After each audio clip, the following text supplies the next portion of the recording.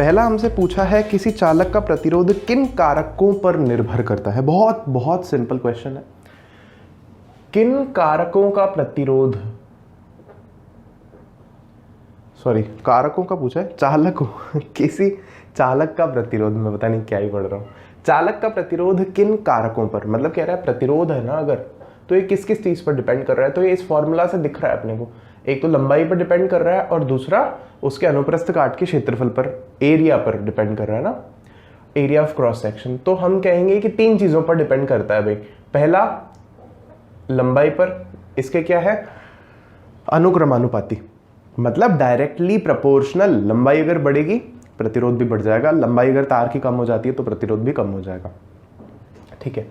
दूसरा हम इसको बोलेंगे R जो है वो व्युत्क्रमानुपाती है A के, मतलब अगर तार का जो एरिया है या जो अनुप्रस्थ काट का क्षेत्रफल है वो बढ़ जाता है तो प्रतिरोध कम हो जाएगा, और अगर ये जो है कम हो जाता है एरिया, तार पतला हो जाता है मतलब, तो प्रतिरोध जो है ज्यादा हो जाएगा। अब देखना ये तो दो चीजें हुई, लेकिन असल में हमें तीन चीजें सिखाई गई है जिन पर प्रतिरोध निर्भर होता है।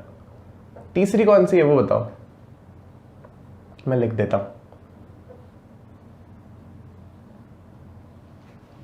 पकड़ लिए, अब तक तो बोल ही दियोगे। पदार्थ की प्रकृति पर। क्यों पदार्थ की प्रकृति पर, आप खुद ही सोच करके देख लो। अगर तांबे का तार है तो प्रतिरोध कुछ और होता है, अगर सोने का तार है तो प्रतिरोध कुछ और होता है। तो जैसे आप पदार्थ अगर बदल दोगे तो प्रतिरोध भी तो बदल जाएगा ना। सेम चीज एक और बात होती है, आपको पता है हमने बोला था, जैसे आपसे मान लो कभी पूछ ले, यहां तो इसने पूछा है प्रतिरोध किन कारकों पर निर्भर करता है, आपसे पूछ सकता है प्रतिरोधकता किन कारकों पर निर्भर करती है। तो आप उस केस में बोलोगे कि जो प्रतिरोधकता है वो केवल और केवल पदार्थ की प्रकृति पर निर्भर करती है, ना कि लंबाई पर और ना ही अनुप्रस्थ काट के क्षेत्रफल पर। लेकिन एक और चीज है चौथी जिस पर प्रतिरोधकता और प्रतिरोध दोनों ही निर्भर करते हैं, और वो पता है क्या है, वो है तापमान, टेम्परेचर। हाँ, अगर टेम्परेचर चेंज हो जाता है ना तो प्रतिरोध भी चेंज होता है और प्रतिरोधकता भी चेंज हो जाती है। लेकिन हमें नहीं पढ़ा रहे ना, अभी हम बच्चों वाले लेवल पे पढ़ रहे हैं। लेकिन हाँ, ये ध्यान रखो दिमाग में